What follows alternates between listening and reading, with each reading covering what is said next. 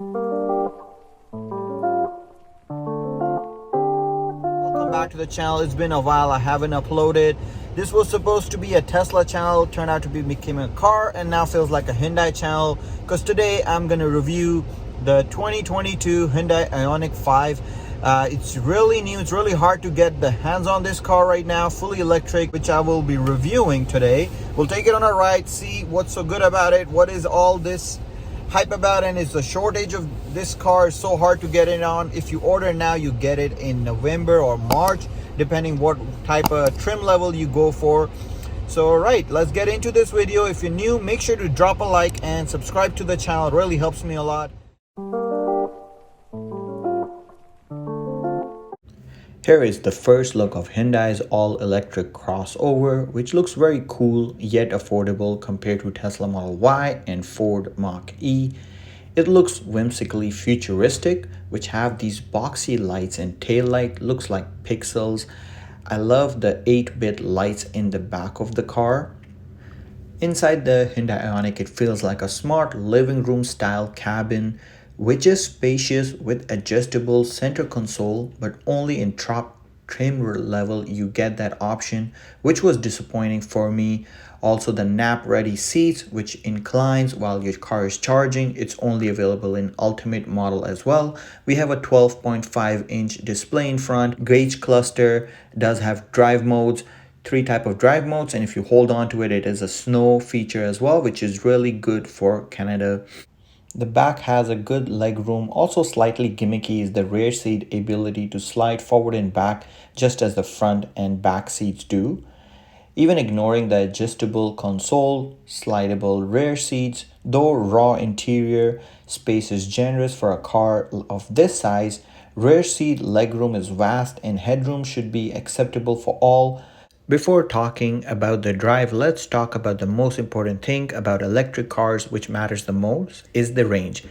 So this is Ioniq rear wheel drive long range, which gives 484 km, includes heat pump, so in winter you won't lose too much range as per Hyundai claims, but you can expect at least 50 kilometers to go down. In Canada, Essential model, which is the cheapest, have no heat pump, so better battery will drain faster in winter. The Ioniq 5 will be available in 3 different powertrain configuration.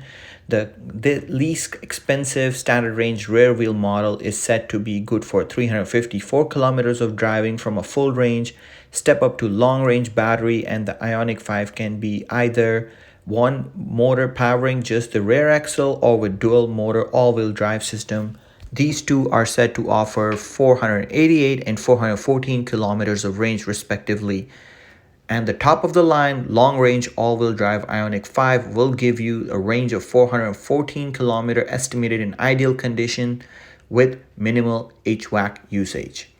Coming to the drive of the car, with an electric motor at each axle propelling the Ioniq 5 forward, the all-wheel Hyundai EV produces 320 horsepower, 446 pound-feet of torque, and gets from 0 to 100 kilometers per hour in just 5.1 seconds, which is rapid. You do feel the speed like every other electric car, which makes Ioniq 5 as fun as any other electric car, I would say. It's fun, effortless, and constantly comfortable to drive.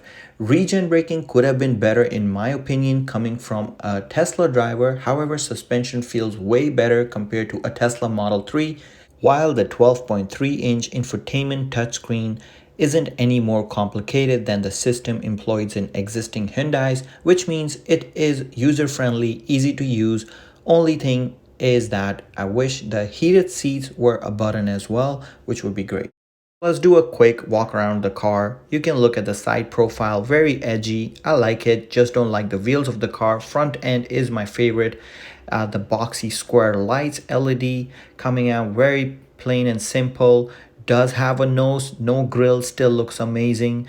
Other than many other electric cars, I am not a fan of those wheels. If I get this car, I'll change it. Pop out handles looks very nice when the car is unlocked, and the back light of the car, which is a standout feature. If somebody's seeing your tail lights, they'll be impressed by it. Looks futuristic. Moving on to the inside of the car, the really cool feature I think Hyundai implemented is there is no grab handle to close the door. There's just an opening there. You put your hand in and you can grab it from anywhere to close the door, which is really different, but I like it. Then the rear visibility, it's pretty good, just missing a back wiper. So all of the buttons are touch sensitive on the screen, on the climate control, plus on the steering. As you can see, your cruise control, your lane keep assist are all touch sensitive, which people complain about, but that's the future and I don't complain about it at all as long as they're functioning and they are good quality. The 12.3-inch infotainment touchscreen isn't complicated as most Hyundai are, very simple, user-friendly, while the control for the heated and ventilated seat could have been a button as well, while the other touch sensitive buttons, Hyundai didn't do that, and you have to go in the main screen in the climate and then open heated and ventilated seat and heated steering wheel are buried within the touchscreen, which is kind of annoying, but I guess with time one can adapt to it as well. The overall driving visibility is really good on the car. There's a kick to it. It does rapid like most electric cars do.